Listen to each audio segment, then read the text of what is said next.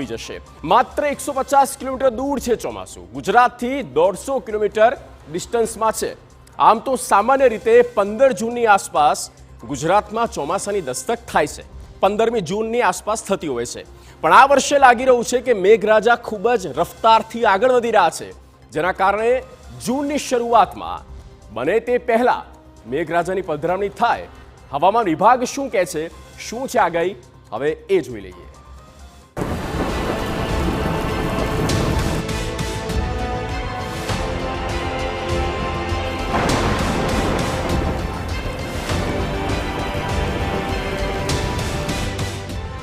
ચોમાસાએ લગાવી મોટી છલાંગ।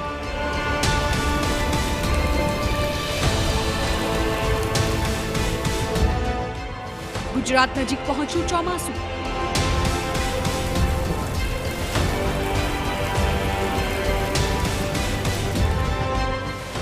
ગુજરાતથી માત્ર 150 કિલોમીટર દૂર છે ચોમાસું।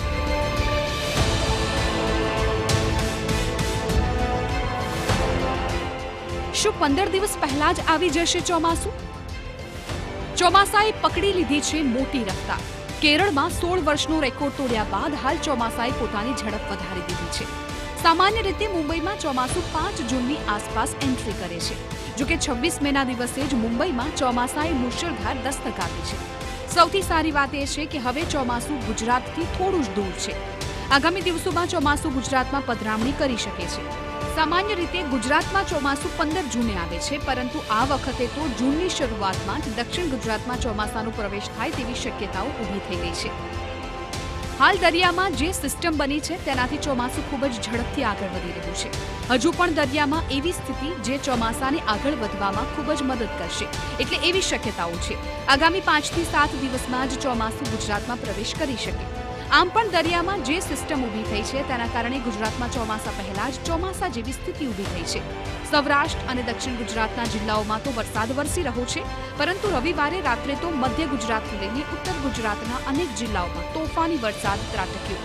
અમદાવાદથી લઈને ગાંધીનગર, અરવલ્લીથી લઈને હિંમતનગર સુધી ભારે વરસાદ વરસ્યો અને તોફાની પવન જોવા મળ્યું, જેને કારણે અનેક વૃક્ષો ધરાશાયી થયા। આંધી વંટોળ સાથે ત્રાટકેલા વરસાદને કારણે લોકોની મુશ્કેલી વધી ગઈ।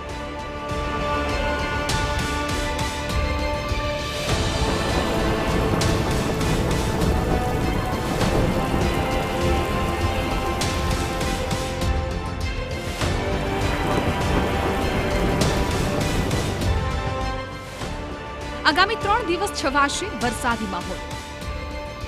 72 કલાક ગુજરાતમાં ભારે વરસાદની આગાહી। 24 કલાક બાદ ગુજરાતમાં વધશે વરસાદનું જોર। આગામી 3 દિવસ સુધી રાજ્યોના અનેક જિલ્લાઓમાં ભારે વરસાદ પડી શકે છે। હવામાન વિભાગની આગાહી છે કે સૌરાષ્ટ્રના કેટલાક જિલ્લાઓ, દક્ષિણ ગુજરાત અને ઉત્તર ગુજરાતના કેટલાક જિલ્લાઓમાં ભારે વરસાદ વરસી શકે છે, જ્યારે રાજ્યના અનેક જિલ્લાઓમાં છૂટોછવાયો વરસાદ પડી શકે। આગામી 3 દિવસ સુધી રાજ્યમાં અનેક સ્થળોએ 40 થી લઈને 50 કિલોમીટરની રફતારથી પવન પણ ફૂંકાઈ શકે છે। आने वाला दिन के लिए हमारे जो आज का फोरकास्ट दिया गया है, अभी स्केटर्ड रेनफॉल रहेगा आने वाला 26 मई से लेकर 29 मई। उसके आगे आपका 30 मई से लेकर 1 जून तक आइसोलेटेड रेनफॉल रहेगी। और ये जो 26, 27, 28 के लिए हम लोग थंडरस्टॉर्म वार्निंग का भी दिया है लाइटनिंग के साथ। और आज का दिन जो रहेगा इसमें जो विंड स्पीड रहेगा 50 to 60 किलोमीटर प्रति घंटा में रहेगा। फिर कल से फिर विंड स्पीड थोड़ा कम होएगा, 40 से 50 किलोमीटर प्रति घंटा में रहेगा। और हेवी रेनफॉल का भी वार्निंग हमने दिया है 28 और 29 मई को। मेनली जो डिस्ट्रिक्ट इसमें आ रहा है eastern parts of both north Gujarat region और साउथ गुजरात रीजन का जो ईस्टर्न डिस्ट्रिक्ट्स है, इसमें मेनली आपका हेवी रेनफॉल आ रहा है। और जो सौराष्ट्र कच्छ में हेवी रेनफॉल आ रहा है अमरेली एंड भावनगर के लिए। આ વર્ષે હવામાન વિભાગે દેશમાં 105% વરસાદ થાય તેવી આગાહી કરી છે। ખાનગી હવામાન એજન્સી સ્કાયમેટ પ્રમાણે ચોમાસામાં 103% વરસાદ થશે।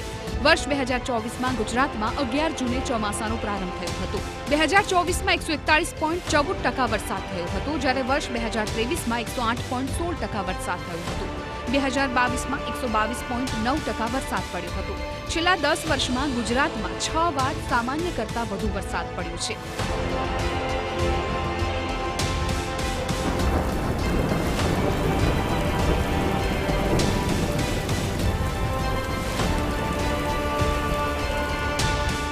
આમ ગુજરાત પર મેઘરાજા મહેરબાન જોવા મળી રહ્યા છે.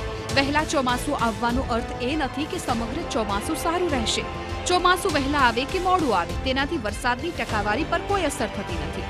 પરંતુ આ વર્ષે તમામ પરિસ્થિતિ એવી ઊભી થઈ છે જેનાથી ચોમાસું વહેલા પણ આવી શકે છે અને સમગ્ર ચોમાસામાં સારામાં સારો વરસાદ પડી શકે છે. અમદાવાદથી ધ્વનિ મોદી સાથે બ્યુરો રિપોર્ટ ટીવી9.